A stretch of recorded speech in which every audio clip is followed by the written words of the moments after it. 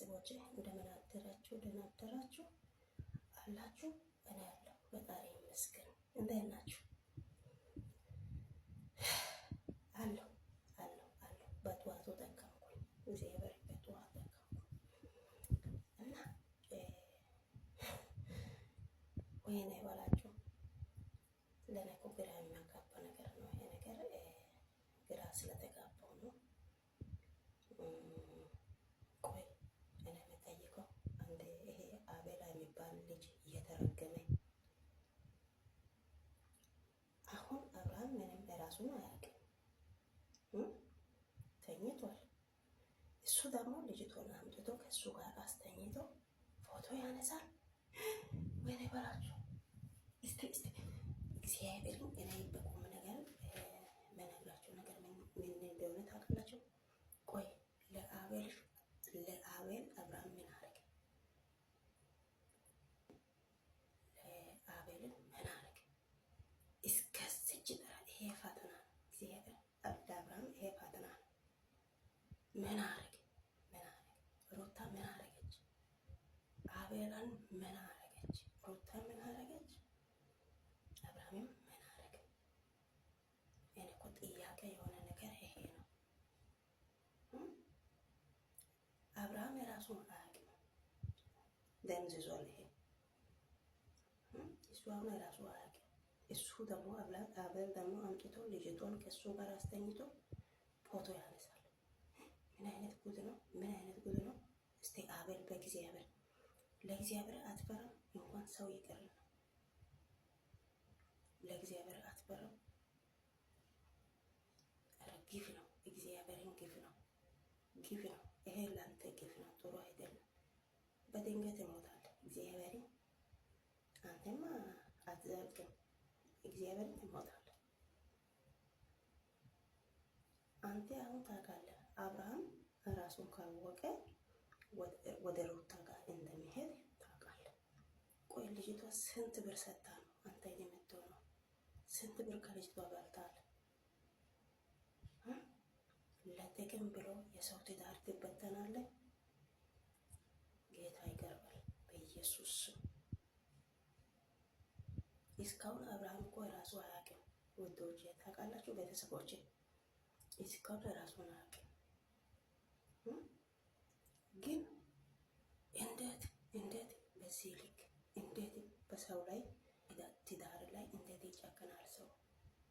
ለእኔ እኮ ግራ የገባ ነገር ይሄ ነው። እንዴት የእነሱ ትዳራቸው ከተበተነ አቤል የሚወስደው ነገር ምንድን ነው? የሚቀበለው ነገር ምንድን ነው? አብርሃም የራሱ ልብ ነግሯል አይደለም? እኔ ከአንቺ ጋር መሆን አልችልም፣ እኔ ያለበት ሁኔታ ሁሉም ታውቂያለሽ፣ እያየሽ አልችልም ብሎ ነግሯል። አሁን ደግሞ አብርሽን አስተኝቶ ልጅቷን አምጥቶ አስተኝቶ ቪዲዮ ይቀርጻል። ጉድ ነው። አብርሃም ምን አረገ? እስቲ በእግዚአብሔር ቤተሰቦች ለእናንተ የምታይ ነገር ሩታ ይህንን እያየች አቤልን በምን አይን ታያለች? እኔ ሩታ ቢሆን ቢሞትም በአንገት ላይ ቢላዋ ቢያደርግም እንደገና ከአብርሽ ጋር አልኖርም፣ እግዚአብሔርን አልኖርም። ዘና ብዬ ከሌላ ሰው ጋር ነው የሚኖረው። ኦልሬዲ ቆሽሿል። በቃ ከሌላ ሴት ጋር የማይሆን ነገር አድርጎ ቆሽሿል። አብርሃም አሁን ቆሻሻ ሆኗል። ከሁለቱም ቀረ።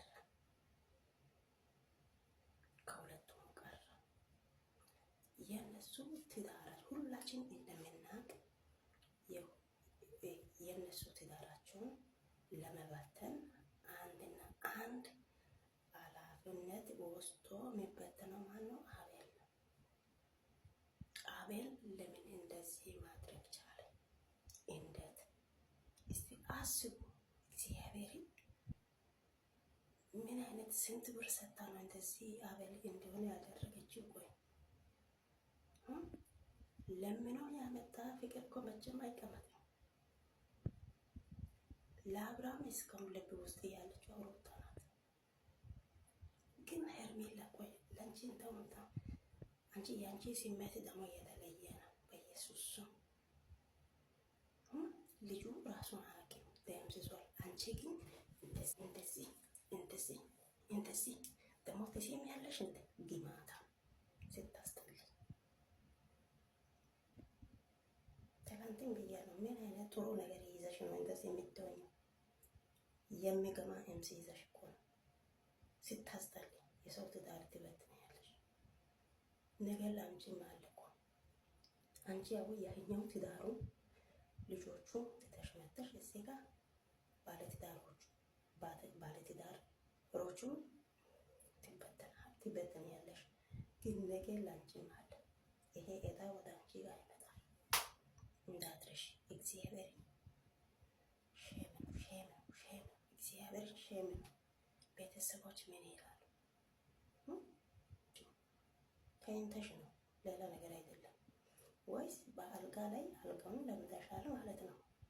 በየአይዱም ጋር ቀለሽ ራስሽን እርካሽ አርገሽ ቤተሰቦችሽን አሳድበሽ ወደዚህ ሁሉም አንቺ ሄጭ እያሉ እንደ ሽንት አንቺን እያዩ ናቸው። አንቺ ግን ምን አይነት ሰዓት ነሽ?